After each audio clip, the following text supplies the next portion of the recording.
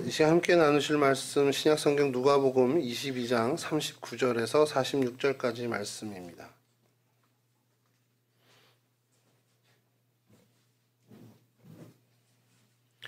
누가복음 22장 39절에서 46절 말씀처럼 한 절씩 교독하도록 하겠습니다. 예수께서 나가사 습관을 따라 감람산에 가심에 제자들도 따라갔더니 그것에 이르러 그들에게 이르시되 유혹에 빠지지 않고 기도하라 하시고 그들을 떠나 돌 던질 만큼 가서 무릎을 꿇고 기도하여 이르시되 아버지여 만일 아버지의 뜻이거든 이 잔을 내게서 옮기시옵소서. 그러나 내 원대로 마시옵시고 아버지의 원대로 되기를 원하나이다 하시니 천사가 하늘로부터 예수께 나타나 힘을 더하더라.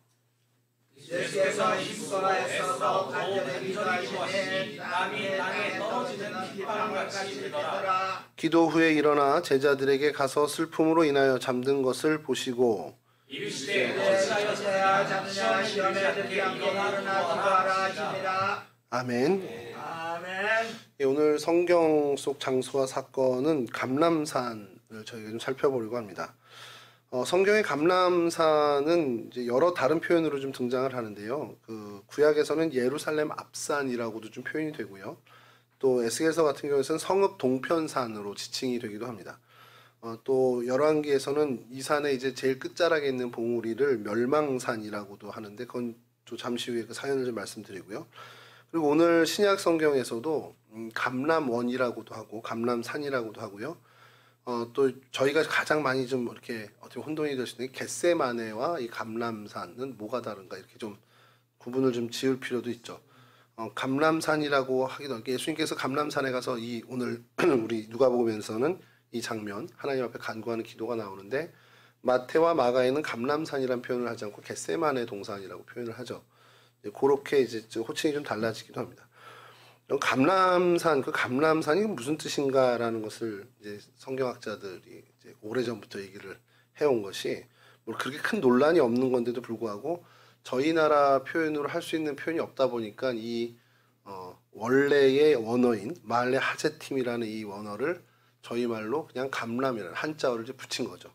근데 정확히 얘기하면 이 마할레 하제팀은 그냥 히브리 말로는 그냥 올리브 산입니다. 그냥 그 올리브 나무가 많이 열리는 산입니다. 그러니까 올리브 나무라는 것이 저희 말에 없는 거죠. 쉽게 얘기해서 저희 말에 없다 보니까 가장 근접한 이제 감람나무를 이렇게 붙인 것이라고 이제 보시면 되고요. 히브리어로 마할레 하제팀이라는 것이 뭐 마운틴 오브 올리브 해서 그냥 올리브 산이고 헬라어로 역시도 오로스 톤 엘라이온이라고 해서 올리브 산이라는 그냥 그런 명칭을 씁니다. 그러니까 큰 의미는 없어요. 그리고 또 감람이라는 한자도 저희가 보면 이 감람이라는 한자가 뭐 흔하지 않은 한자인데 감람나무 감자에 감람나무 남자입니다. 이게 뭔지 모르겠는데요. 하여튼 감람산 감람나무 열매 다 이런 한자를 씁니다. 그래서 제가 그 예전에 한번 기억이 그 진짜 이 감람나무랑 이 올리브랑 다르냐 그랬더니 좀 다르대요. 뭐 상록수과의 무슨 나무고 이 감람나무 한약재에서 쓰는 그런 부분이라 비슷은 한데 엄밀하게 얘기하면 좀 다른 나무라고 얘기를 하시더라고요. 그래서 그 세 번역에서 그냥 올리브 나무라고 번역하는 게 오히려 더 우리 이해가 더 좋다는 것. 근데 이 올리브 나무라는 것을 좀 이스라엘 백성들하고 굉장히 밀접한 나무인데 이건 좀 저희가 좀 한번 좀 생각해 볼 필요가 있는 게 이 올리브 나무가 열리는 토양이 이제 그 예루살렘 주변, 이 감람산 주변이 좀 잘 돼 있어서 잘 열리는데 이 올리브 열매는 굉장히 큰 상징을 갖고 있다는 겁니다. 올리브 열매가 풍성히 열리는 건 그만큼 하나님이 우리를 돕고 계시다라는 상징이 된다는 거예요. 그 이유가 뭐냐면 이게 이제 한 2m부터 이제 자라나면서 열매를 맺기 시작하는데 이게 뭐 6년, 7년 정도 자라서 열매를 맺기 시작하는 게 늦게 열매가 나오는 나무라는 겁니다. 근데 6, 7년 정도 돼야 이제 첫 열매 정도 볼 수 있는 건데 사실 이게 그때의 열매는 그냥 수확했다라고 표현할 정도의 그게 아니라 그냥 맺혔다 정도고 실제로 한 30년 정도 이상의 나무가 돼야 그 연령이 돼야 이게 수확했다라고 할 정도의 그 올리브 열매가 맺혀진다는 거예요. 그러니까 이 한 나무를 올리브 나무를 심어서 30년 정도 지내야 어떻게 보면 수확다운 수확을 거둘 수 있는 나무다 보니까 그 30여 년 기간 동안 아무 탈 없이 지내야 열매를 본다는 겁니다. 그러니까 평안한 기간을 한 30여 년을 지내야 올리브 열매를 수확한다. 그러니까 그만큼 하나님이 그 기간 동안 우리를 지켜주셨다. 그만큼 평화를 누렸다라는 상징이 되기 때문에 이 올리브 열매가 굉장히 평화의 상징. 하나님의 도우심의 상징이 된다라는 겁니다. 이게 유대인들의 정서에는 그렇게 돼 있다라는 것이죠. 예루살렘 동쪽에 기드론 시내 여호사밧 골짜기 건너편, 기드론 시내 기드론 골짜기는 우리가 성경에 많이 쓰잖아요. 예루살렘이 요새화되기 위해서 요새화되는 과정이라기보다 이제 요새화되는 조건 중에 하나가 골짜기가 이렇게 옆에 있어서 적의 침범을 좀 잘 막아줬거든요. 그러니까 그 기드론 골짜기가 되게 유명한데 이따 사진에서 보시겠지만 그 기드론 골짜기 현재는 약간 좀 이렇게 좀 썰렁한 분위기 어떤 음산한 곳으로 좀 바뀌어 있습니다.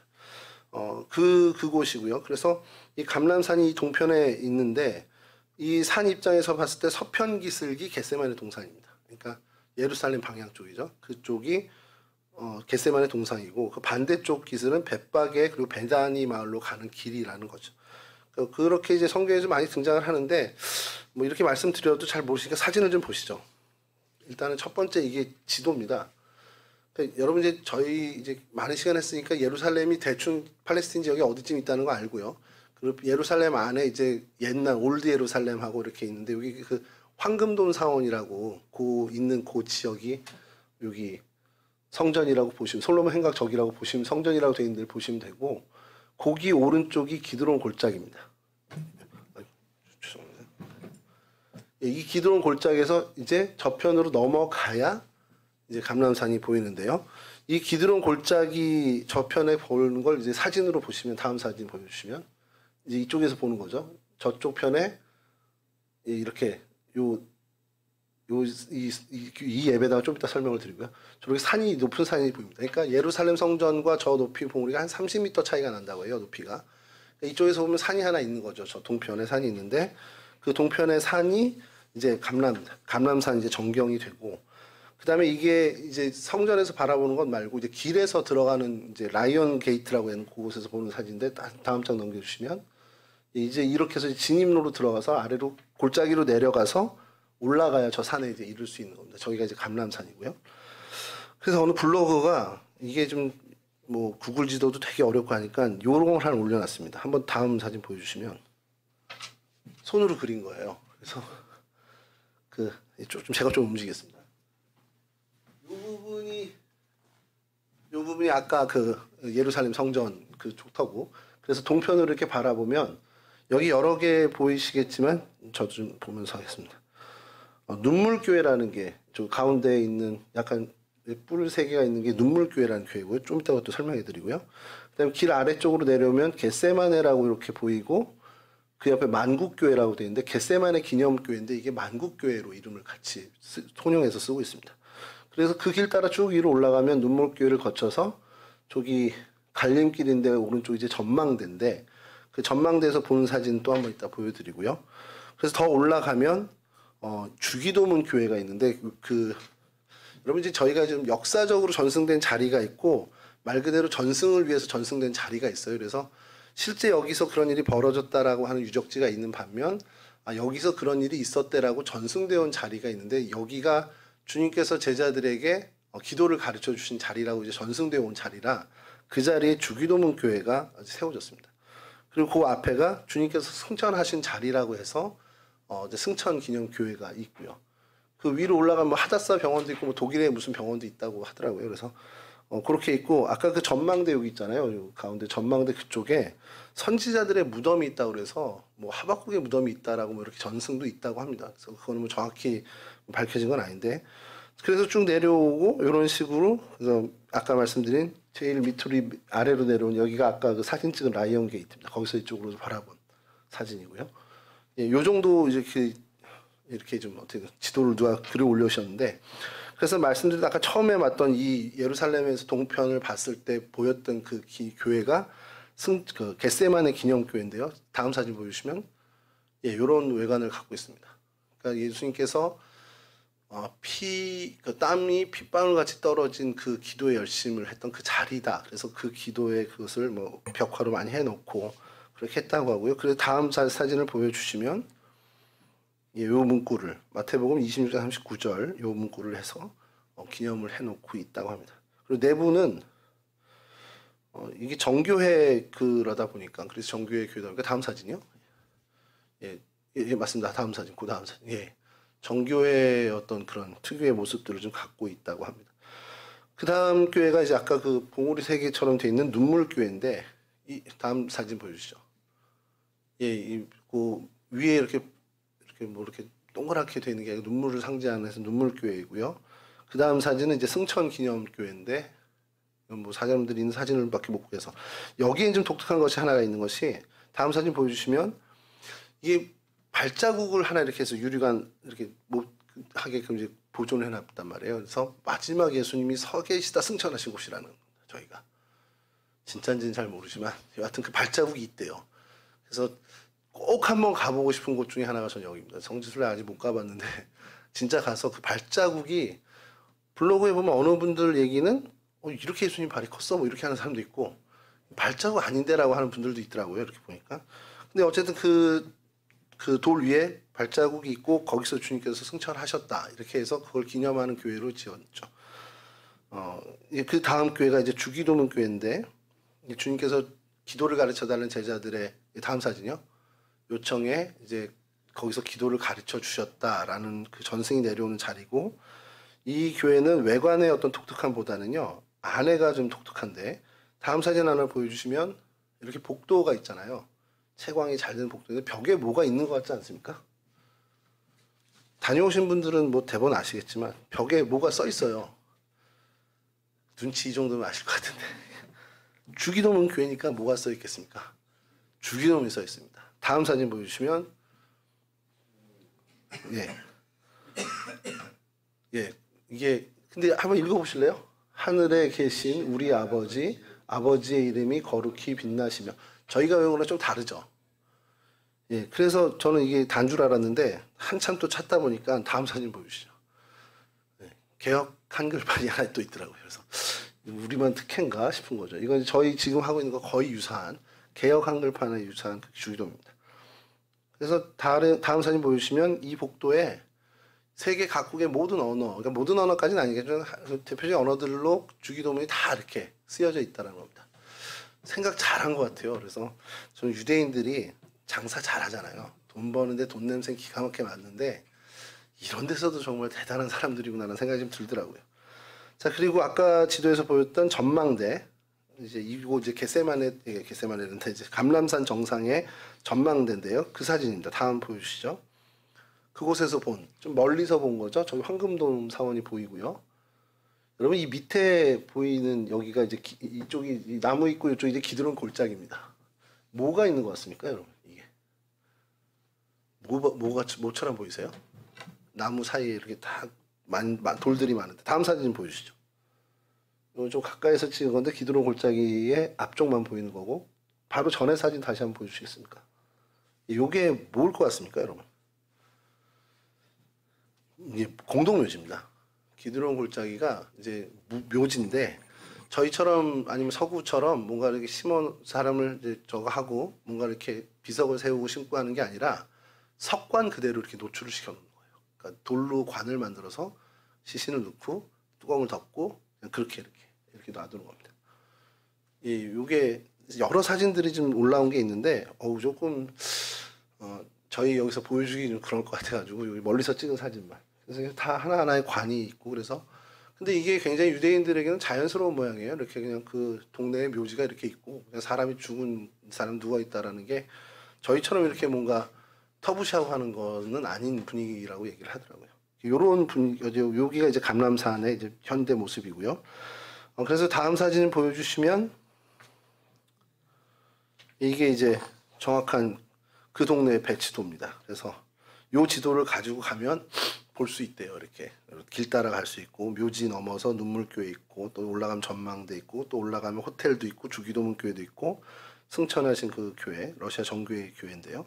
그쪽도 있고 또 멸망산이라고 이 아래쪽에 있잖아요. 거기 이제 좀 이따 좀 설명을 좀 드릴 텐데 이 여기까지가 이렇게 산맥이 이어져서 여기 전체를 감람산이라고 합니다. 그래서 저 위쪽은 갈릴리 봉이라고도 하고요. 그리고 또 아래쪽에 제일 밑에 있는 봉은 이제 멸망산이라고 호칭을 부르기도 하더라고요.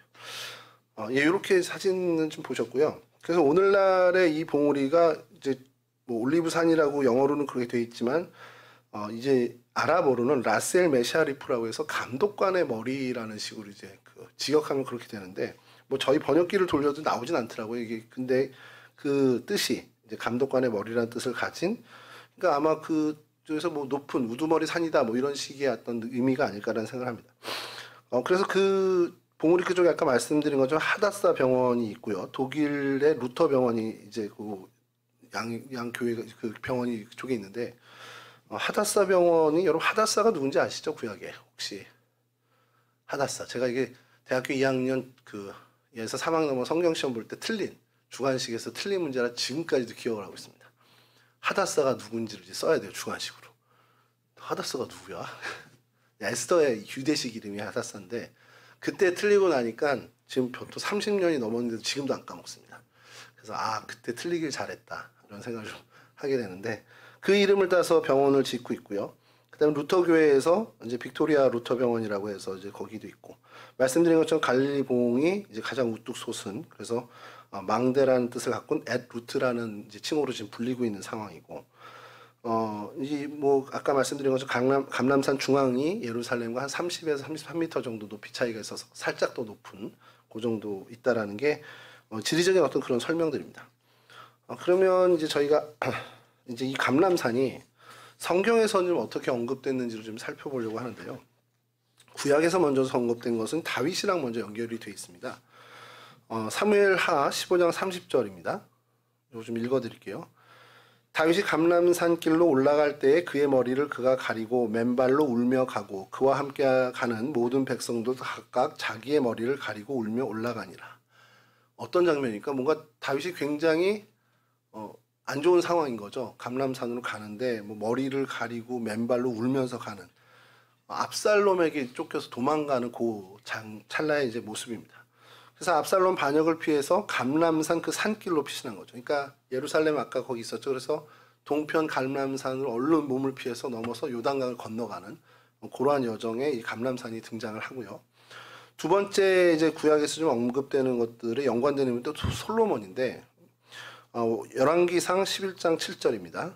모압에 가증한 그모스를 위하여 예루살렘 앞산에 산당을 지었고 또 암몬 자손에 가증한 몰록을 위하여 그와 같이 하였으며, 이게 이제 예루살렘 앞산이라고 표현되잖아요. 그리고 이거를 세 번역으로 좀 읽어드리면, 솔로몬은 예루살렘 동쪽 산에 모압의 혐오스러운 우상을 그모스를 섬기는 산당을 짓고 암몬 자손의 혐오스러운 우상 몰렉을 섬기는 산당도 지었는데, 근데 여기서 이제 개역 개정에서는 예루살렘 앞산으로, 또 새 번역에서는 예루살렘 동편산이라고 하는 것이 다 감람산을 지칭하는 칭호입니다. 그래서 이 구약의 솔로몬과 관련돼서 감람산이 등장하는데 이때는 부정적인 모습으로 등장을 하죠. 그래서 이 연유로 인해서 이 감람산을 멸망산이라고도 이제 부르게 된 겁니다. 그리고 아마 제일 끝자락에 그 봉우리를 특별히 멸망산이라고 부르는 그 전통이 내려온 거는 아무래도 그 봉우리 쪽에 이 산당을 짓지 않았나라는 것이 성경학자들의 견해죠. 그 이후에 이제 구약 성경에 감람산에 대한 언급은 스가랴서에서 또 한번 등장을 하는데요. 스가랴서 14장 4절에 이게 그리스도의 강림과 관련된 내용으로 등장을 합니다. 스가랴 14장 4절입니다. 그날에 그의 발이 예루살렘 앞 곧 동쪽 감람산에 서실 것이요 감람산은 그 한가운데가 동서로 갈라져 매우 큰 골짜기가 되어서 산 절반은 북으로 절반은 남으로 옮기고, 이렇게 나옵니다. 그리고 이게 14장 4절인데 그 전에 1절에 어떤 때 이렇게 되냐? 14장 1절에는 여호와의 날이 이르리라 그날에 내 재물이 약탈되어 내 가운데서 나누리라, 이렇게 여호와의 날을 이야기하면서 4절에 그날에 그의 발이 예루살렘 앞 동쪽 산에 머물게 된다, 이런 이제 표현으로 그리스도의 심판날 그리스도의 강림을 이야기할 때 감람산을 언급을 합니다. 구약에서는 이 정도가 대표적으로 언급되는 거고요. 이제 신약에 와서는 거의 다 무슨 예수님과 연관된 일입니다. 일단 예수님께서 스가랴의 예언대로 감람산 그리고 벳박의 베다니로부터 새끼를 타고 나귀 새끼를 타고서 예루살렘에 입성하셨죠. 그때 이제 등장을 하고요. 베다니 그쪽 여리고 가는 그 중척에 있는 어떤 남동쪽의 감람산의 이야기 이런 것들 좀 드는데, 어쨌든 성경에서 직접적으로 언급되는 것들은 요한복음 8장 1절에서 2절에 이렇게 이야기가 됩니다. 예수는 감람산으로 가시니라 아침에 다시 성전으로 들어오시니 백성이 다 나오는지라 앉으사 그들을 가르치시더니. 그러니까 예수님께서 평소에 이제 그 감람산을 자주 가셨던 것을 이제 요한복음 8장에서 이렇게 기록을 하고 있고요. 또 감람산에서 예루살렘 성을 보며 울기도 하셨던 장면을 성경에서도 기록하고 있습니다. 누가복음 19장 37절 이하인데요. 이미 감람산 내리막길에 가까이 오심에 제자의 온 무리가 자기들을 본 바 모든 능한 일로 인하여 기뻐하며 큰 소리로 하나님을 찬양하여 이르되 찬송하리로다 주의 이름으로 오시는 왕이여 하늘에는 평화요 가장 높은 곳에는 영광이로다 하니 무리 중 어떤 바리새인들이 말하되 선생이여 당신의 제자들을 책망하소서 하거늘 대답하여 이르시되 내가 너희에게 말하노니 만일 이 사람들이 침묵하면 돌들이 소리지르리라 하시니라. 가까이 오사 성을 보시고 우시며. 예루살렘 입성하는 그런 장면인데 이 사람들이 침묵하면 돌들이 오히려 소리칠 거다라는 선언을 하시면서 이제 올라가셔서 성을 보시고 예루살렘 성을 보시고 우시는 장면이 이제 나옵니다. 또 예수님께서 낮에는 성전에서 가르치시고 밤에는 감람산 쪽으로 가서 쉬셨다라는 기사가 등장하는데 누가복음 21장 37절 이하입니다. 예수께서 낮에는 성전에서 가르치시고 밤에는 나가 감람원이라 하는 산에서 쉬시니 모든 백성이 그 말씀을 들으려고 이른 아침에 성전에 나아가더라. 그러니까 거의 뭐 출퇴근하듯이 이렇게 했던 장면을 좀 우리가 연상할 수 있게끔 기록이 되어 있고요. 그리고 오늘 본문인데 마지막으로 그 그러니까 땀이 피가 되도록 기도하신 그 겟세마네 동산이 누가복음에서는 감람산으로 정확히 되어 있고 마태마가복음에는 겟세마네 동산으로 표현을 하고 있죠. 마태복음 26장 36절, 누가복음 20장 44절 모두가 다 겟세마네 감람산 이렇게 얘기합니다. 그리고 하나 더 주목할 것은 사도행전 1장 12절인데요. 요건 좀 읽어드리겠습니다. 제자들이 감람원이라는 산으로부터 예루살렘에 돌아오니 이 산은 예루살렘에서 가까워 안식일에 가기 알맞은 길이라. 사도행전 1장 12절 이 이후가 예수님의 승천기사가 나오는 곳입니다. 그래서 예수님께서 승천하신 곳이 감람산이라는 것을 성경에서 정확히 이제 그 지목을 하고 있다라는 것이죠. 이렇게 성경의 감람산의 이야기들이 좀 등장을 하는데요. 감람산은 이제 주님께서 거의 주님의 생활의 현장처럼 어떻게 보면 주님의 어떤 어떻게 보면 집터처럼 이렇게 여기셨던 예루살렘에서 사역하실 때 이렇게 그렇게 활용하실 정도로 밀접하게 주님과 가까이 있었다라는 것입니다. 오늘날에도 뭐 성지순례나 이런 것들 하면 예루살렘 시내나 이런 뭐 그런 쪽과도 더불어서 이 감람산은 항상 이제 같이 기념할 곳이 많아서 많은 사람들이 찾는 곳이라고 합니다. 그래서 그곳을 이어서 또 배단위로 이어지고 또 여리고로 이어지는 길목에 있기 때문에 이 감람산은 항상 이제 주목을 받게 되는데 이런 감람산에서 그럼 있었던 일들 뭐 많이 있겠죠. 아까 말씀드렸던 솔로몬이 무슨 산당을 지은 일도 있었고 다윗이 압살롬을 피해서 도망가는 그런 사건도 있었습니다. 근데 저희가 오늘 좀 주목하려고 하는 것은 이 자리가 그래도 어쨌든 주님과 계속해서 연결되어지고 주님이 어떻게 보면 생활의 현장으로 쓰셨던 자리라는 것을 좀 주목해 보려고 해요. 특별히 주님께서 쉬시기도 하고 또 기도하셨던 그 자리라는 것을 우리가 좀 살펴보려고 합니다.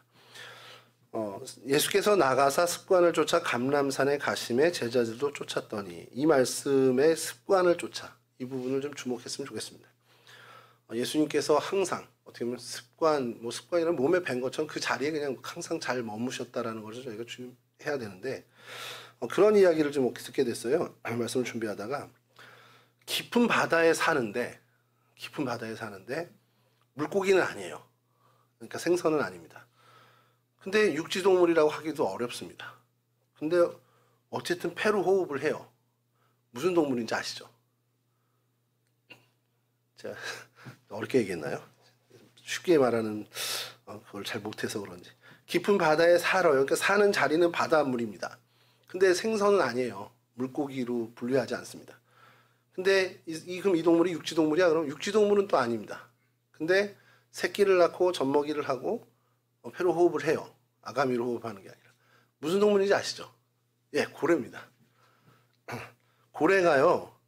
한번 들어갔다가 뭐 다 다르죠. 뭐 고래 종마다 다른데 뭐 몇 시간씩까지도 있는 그 종이 있다는 겁니다. 근데 어쨌든 바닷물에 살고 있지만 물고기가 아닌 존재. 되게 좀 이게 와닿는 거예요. 말씀 준비하다가 이렇게 보는데 깊은 바다에 사는데 물고기는 아닌데 물고기랑 같이 살아. 주님이 이 땅에 오셨어요. 이 땅에 사시는데 우리랑은 달라. 우리와 같은 죄인은 아니에요. 그러면 고래가 어쨌든 생선들과 다르게 아가미로 호흡하는 게 아니다 보니까 한 번씩은 올라가서 산소를 흡입해야 되니까 그러니까 호흡을 해야 되는 거잖아요. 주님 역시도 이 땅에 살고 계시지만 그 후 하늘의 존재로서 하늘나라에 호흡을 하기 위해서 뭘 했을까라는 건 결국 기도였다라는 겁니다. 그러면 결국 우리도 마찬가지죠. 우리도 역시나 심해와 같은 이런 세상에 살고 있죠. 깊은 바다 같은 곳에 살고 있지만 우리의 본향은 하늘이라는 겁니다. 하나님 나라라는 거죠. 그래서 우리 역시도 우리의 영혼의 호흡을 위해서 하나님 나라 바라보고 하나님께 나아가서 하늘나라의 공기를 호흡하지 않으면 안 된다는 것. 그것이 바로 그 호흡이 바로 기도라는 겁니다. 여러분 그리스도인이 이 땅에 비그리스도인과 가장 차이 나는 부분이 뭘까라는 생각을 좀 하면 항상 그 질문을 하면 청년들하고도 얘기할 때 시대마다 이런 답들이 좀 달라질 수 있는데 기본적으로 뭐가 다르냐면 우리는 하나님과 교제하고 하나님과 이어진 삶을 산다는 겁니다. 근데 하나님과 이어진 삶의 가장 신앙의 어떤 모습 중에 가장 대표적인 것은 바로 그 호흡이라고 할 수 있는 기도라는 거죠. 어떤 천지신명께 비는 그런 게 아니라 정말 하나님께 아뢰고 하나님과 교제하는 그 기도를 우리가 정말 크리스찬으로서 세상 사람들과 가장 구별되는 모습으로 삼고 살아간다는 것을 우리는 좀 알아야 된다는 거죠. 오늘 본문에서 독생자이신 하나님 예수 그리스도 하나님의 독생자이신 예수 그리스도께서 이 땅에 오셔서 그 하늘 호흡, 천국 호흡을 하신 그 기도의 본을 보이신 자리가 바로 이 감람산이라는 것을 저희가 주목하면서 좀 살펴봤으면 좋겠다는 겁니다. 예수님께서는 말씀드렸듯이 감람산에 가서 자주 기도하셨습니다. 그럼 그 자리가 어떤 자리냐? 말씀드린 것처럼 기도의 자리인데 그곳에 가서서 기도하신 것을 누가는 특별히 습관을 쫓아 기도하셨다는 표현으로 예수님의 모습을 묘사하고 있다는 거예요. 근데 이것이 누가만 그렇게 이야기했냐? 그렇게 인지하고 있었냐? 그게 아니라 예수님을 판 가룟 유다 역시도 예수님이 은신처가 어딘지, 예수님이 자주 가는 곳이 어딘지를 다 정확히 알고 있었던 것이 바로 이 감람산이라는 겁니다. 군호를 짜고 대제사장들의 그 군인들을 몰고 와서 예수님을 찾는 그 가룟 유다 정확하게 예수님 어디 계신지 알고 왔죠. 그만큼 예수님은 항상 그곳에 머무르셨다는 것을 누가도 알고 가룟 유다 역시도 알고 있는 그러한 곳이죠. 그러니까 주님께서는 그곳을 항상 정해놓고 습관을 따라서 그곳에서 영혼의 호흡인 기도를 늘 하심으로써 하나님으로부터 신령한 힘을 얻으시고 하나님과 긴밀한 교제를 하시면서 정말 우리가 어떻게 호흡해서 힘을 얻는 것처럼 하나님으로부터 신령한 힘을 호흡하는 그런 장소로 이 감람산을 삼으셨다라는 사실이죠. 그렇게 습관을 쫓아서 늘 기도하신, 그냥 몸에 붙인, 늘 기도가 몸에 붙어있던 삶을 우리에게 보여주셨죠. 여러분 사실은 예수님은 기도가 필요 없는 분이잖아요. 엄밀히 얘기하면.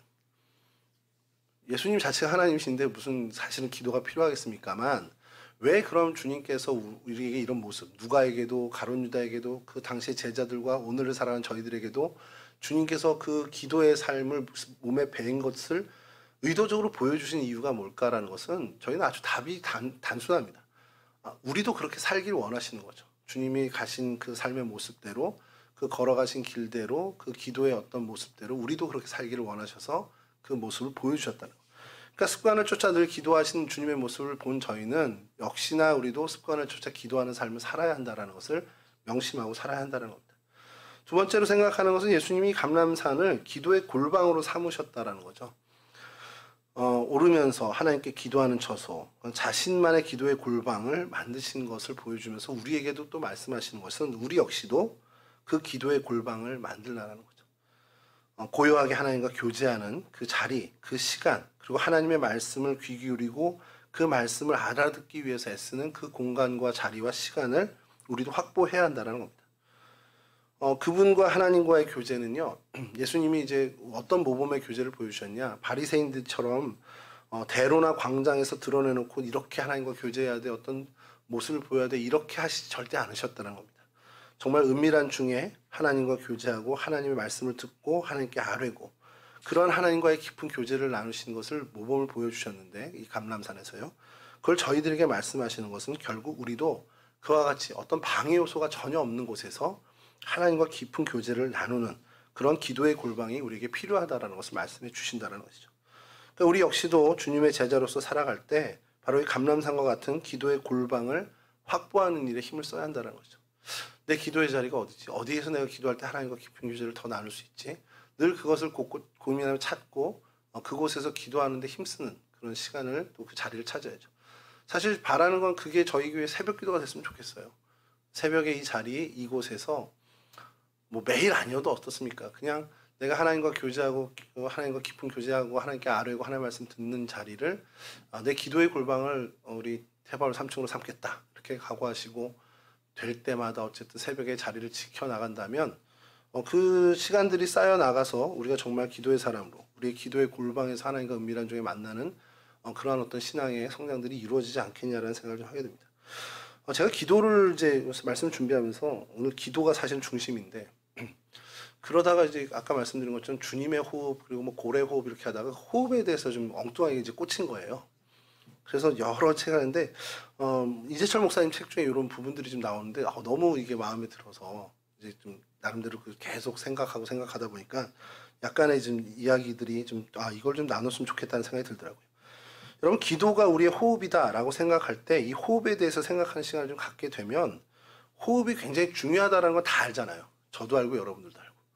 근데 호흡의 중요성을 제일 잘 아는 사람은 운동선수들이라고 해요.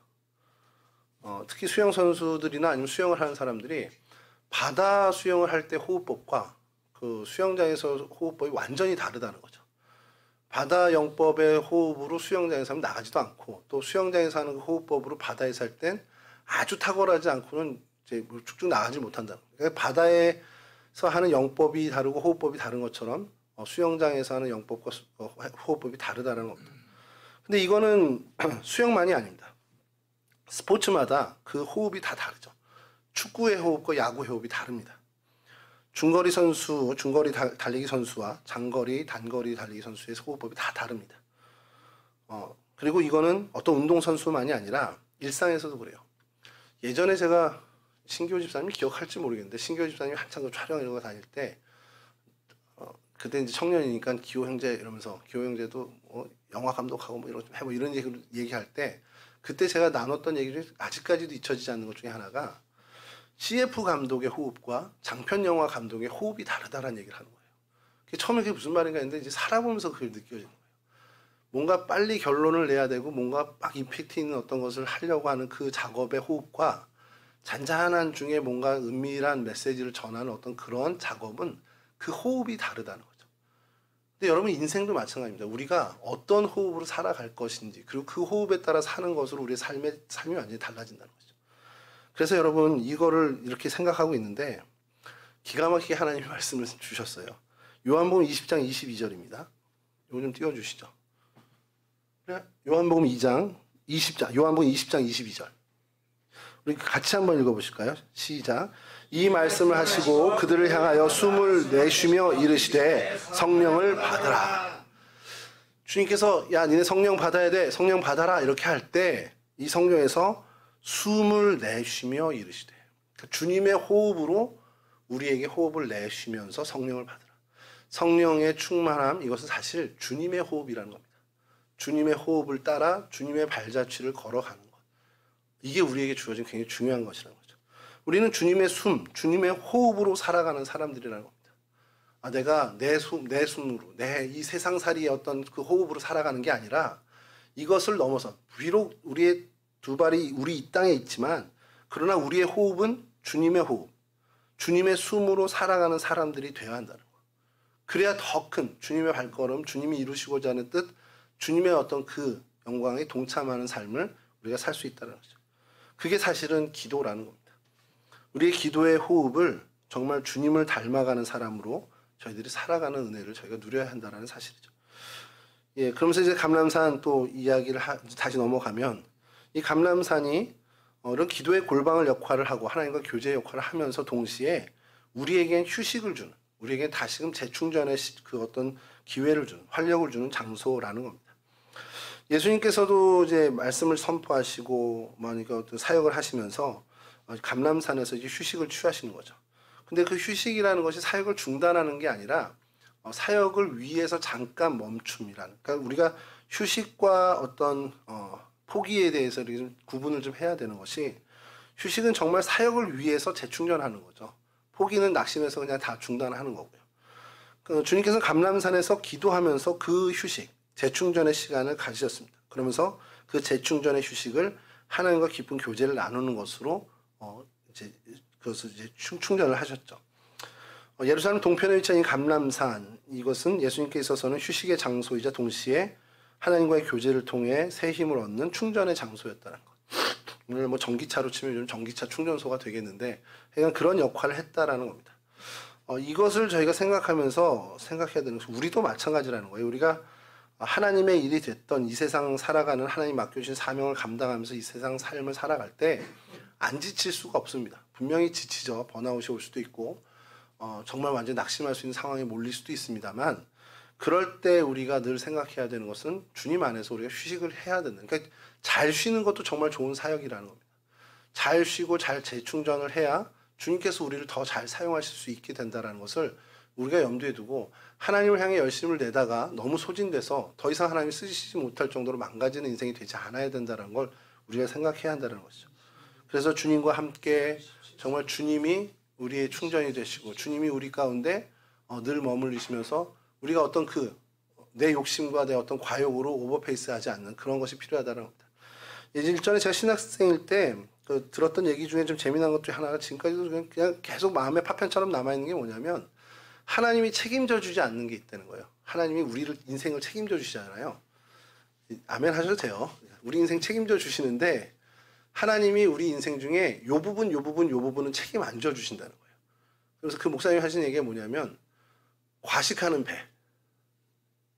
제가 부끄러운데 그 배는 하나님이 책임져 주지 않는. 그러니까 제가 하나님 나 이 배 살 빠지게 해서 아무리 기도 책임 안 져 주시는 게 안 먹어야 빠지는 거니까. 그러니까 과식하는 네 배는 내가 책임 안 져. 이게 하나님이시고, 과로하는 몸. 이거 여러분 중요합니다. 난 하나님을 위해서 열심히 일해서 과로했는데 하나님 책임 안 져주신다는 거예요. 관리해야지. 하나님이 정말 아끼시는 몸이 하나님이 쓰시는 도구잖아요. 그러니까 내가 아껴서 내가 과로하지 않게, 망가지지 않게 해야 된다는 겁니다. 그리고 과욕하는 마음, 욕심 부리는 마음도 하나님 책임져 주시지 않는다는 거죠. 이 세 가지를 책임져 주시지 않는다는 얘기가 저는 되게 좀 평생에 좀 남는데, 실천을 못하니까 이렇게 과식을 하고 있죠. 어쨌든 이 부분을 좀 다시 한번 저도 이번에 반성하게 된 건데, 하나님 안에서 우리가 나를 관리하고 나를 정말 어떻게 보면 잘 가꾸고 잘 다듬어가는 것이 굉장히 중요한 것을 우리가 주님을 보면서 다시 한번 깨닫게 된다는 사실입니다. 그러한 장소가 이 감람산이었다는 것을 우리가 오늘 한번 다시 한번 되짚어서요, 하나님을 위해서 나를 좀 아끼는 그러한 일에도 최선을 다하는 저희들이 되었으면 좋겠습니다. 자, 그래서 이 감람산, 다시 한번 이제 반복하지만 습관을 쫓아 오르셨다라는 것, 끊임없이 주님 하나님과 교제하셨던, 하나님의 독생자로서 결코 부족함 없는 분이었음에도 불구하고 하나님의 뜻을 구하는 그 기도를 중단 없이 늘 우리에게 본을 보여주셨던 주님을 우리가 생각해야 한다는 겁니다. 그런 어떤 몸에 붙은 기도의 삶, 기도의 호흡을 우리가 해나가야 되는데, 중요한 거는 어떻게 하셨냐? 힘쓰고 애써 땀이 핏방울이 될 정도로 열심으로 주님께서 애쓰셨다라는 것. 그러니까 우리가 하나님의 일을 하거나 하나님 우리에게 맡겨진 사명을 감당할 때, 하나님의 나라와 하나님의 의를 구하며 나아갈 때 그냥 명목상으로 그냥 건성을 성의만 보이는 정도는 안 된다는 겁니다. 땀이 핏방울이 되도록 주님께서 그렇게 애쓰신 것처럼 우리 역시도 하나님이 우리에게 말씀하시는, 우리에게 요구하시는 삶의 모습을 살아갈 때는 정말 최선을 다해서, 내가 할 수 있는 최선을 다해서 그 일을, 그 사명을 감당해야 되고요. 그렇게 될 때 하나님께서 우리에게 하나님의 영광을 보여주시고 또 우리를 통해서 하나님의 뜻을 이루어 가신다는 사실을 기억해야 한다는 것이죠. 사순절 저희가 보내고 있는데, 요번에 곁에 머물며 이 사순절 묵상집을 보면서 제가 참 많이 은혜를 받습니다. 그래서 오늘 날짜 묵상 얘기 다 이제 하신 분 기억하시겠지만, 공생애를 시작하는 마귀의 시험 요지, 그리고 십자가에 달려서 이제 주님께서 죽음을 앞두고 있을 때 주변 사람들이 조롱하는 그 내용 두 개가 동일하다라는 겁니다. 하나님의 아들이거든. 너 하나님의 아들이거든. 이 돌을 떡덩이로 해봐. 너 하나님의 아들이거든. 십자가에서 내려와 봐. 하나님의 아들이거든. 그 정도는 해결해서 해야 되는 거 아니야? 이렇게 얘기를 하는 거죠. 우리가 살아가면서 우리 많은 문제를 만나죠. 문제에 둘러싸입니다. 그리고 그 문제를 사실 멋지게 해결하고 싶은 마음이 있죠. 그리고 또 우리가 그렇게 해야 또 스스로 생각하는 게 그렇게 해야 우리를 통해서 하나님의 능력이 참 멋있게 보여지고 하나님의 놀라운 역사가 정말 드러나는 거, 하나님 영광 받으신 거 아니에요, 이렇게 생각하는데, 그러한 시험 앞에서 주님의 선택은 오늘 그 묵상집이 나오지만 늘 그저 하나님의 말씀뿐이었다는 거예요. 뭔가 해결해내고 돋보이고 뭔가 이렇게 뭐죠? 이렇게 좀 드러나게끔 자랑거리처럼 하는 게 아니라 묵묵히 그냥 하나님의 말씀을 묻고 하나님의 말씀을 따라서 하나님 기뻐하시는 길을 그냥 걷는 것만 하셨다라는 거예요. 그리고 나를 따라오라 한 이야기도 뭔가 큰 어떤 위대한 업적을 위해서 우리가 큰 일을 하러 가자가 아니라 내가 하나님의 말씀을 따라 그분의 뜻을 엽죽고 그분의 기뻐하는 길을 걷는 것처럼 너희도 그냥 나를 따라라, 그 얘기를 하셨다는 거예요. 오늘 묵상집의 내용입니다. 제 얘기가 아니라 보시면서 그러면서 제가 드는 생각이 있는 거예요. 우리도 늘 그렇잖아요. 살아가면서 별의별 문제 다 만나잖아요. 건강의 문제도 만나고 어떤 삶의 자리, 직업의 어떤 생업의 문제도 다 만납니다. 그런 분들이 다 해결돼야 할 형편에 놓일 때 우리 마음도 그래요. 우리 안에 욕심도 그렇고 세상의 시선도 그렇고 이 문제를 멋지게 해결하고 돌파하고 간증거리로 만들고 싶고 이런 게 있어요. 근데 그거 이전에 우리가 해야 되는 것은 묵묵히 하나님을 바라고 하나님의 말씀을 듣기에 최선을 다하고 그래서 하나님 말씀하신 것을 따라가는 것에 최선을 다한다. 그 오늘 말씀 묵상을 제가 읽으면서 이 말씀을 수요 예배 말씀을 준비하는 가운데 감람산 준비하는데 오늘 묵상이 너무 이게 저한테는 감동으로 오는 거죠. 그래 주님께서 우리에게 이야기하는 계속 얘기하는 아까 말씀드린 이 기도의 호흡 감람산에서 주님께서 기도하시면서 하나님과 교제하고 안식하는 이 모든 일들이 오늘 이 묵상과 되게 연결이 되는 겁니다. 저는 그래서 그래 기도의 호흡을 어떻게 설명을 해야지 했는데 그냥 우리는 하나님이 내게 말씀하시는 거 듣고 하나님이 기뻐하실 만한 일이라는 이 일에 그냥 최선을 다해서 살아가는 것이 우리가 교제하며 하나님께 기도하며 그 기도를 삶의 모습으로 드러내는 어떤 삶의 실천으로 이행하는 모습이겠구나라는 겁니다. 그러니까 쉽게 얘기해서요. 기도 열심히 합니다. 새벽마다 와서 기도하고 막 해요. 그냥 기도만 해요. 시간 잘 지키고 늦게까지 기도하고 누가 봐도 저 사람은 기도하는 사람이야. 새벽기도 한 번도 안 빠져. 기도만 해요. 근데 그걸로 끝이면 아무 의미가 없다라는 겁니다. 그 기도의 삶이 이 주님의 오늘 세상의 어떤 유혹도 너 하나님의 아들이거든 해봐 모든 욕심과 다 모든 것을 포함해서 그거에 흔들리지 않고 누구에게도 흔들리지 않고 휘둘리지 않고 난 그저 하나님 앞에 내 선택은 그저 하나님의 말씀뿐이다. 하나님 말씀을 삶으로 살아내는 것. 하나님의 기쁘신 뜻을 따라서 내가 그걸 가는 것. 그렇게 살아가는 것. 그게 굉장히 중요하다는 그것이 기도의 삶이라는 것이죠. 그렇게 삶으로 이어져야 한다는 것을 좀 생각하게 되었습니다. 말씀 마치겠습니다. 여러분 이 기도의 자리 우리에게 기도의 자리를 확보하는 것 굉장히 중요하고요. 그 기도의 자리에서 하나님께 기도하는 그 기도의 호흡을 가지고 우리 계속해서 우리의 삶 속에서 하나님의 말씀을 살아내는 그러한 삶의 실천을 이뤘으면 좋겠습니다. 그렇게 될 때요.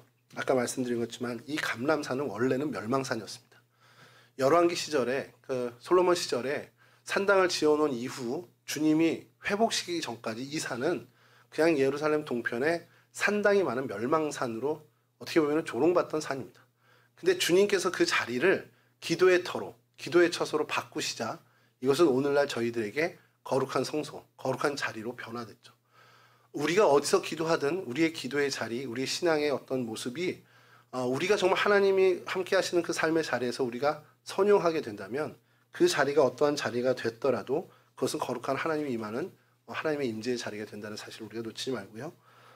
정말 기도에 힘쓰는 기도의 호흡으로 살아가는 그래서 하나님의 말씀을 이 땅 가운데 실현해 나가는 하나님 말씀을 삶으로 살아내는 그런 거룩한 하나님 백성들이 다 될 수 있기를 주님의 이름으로 간절히 축원합니다. 우리 찬송 한 장 하시고요. 주님 가르쳐 주신 기도를 마치도록 하겠습니다.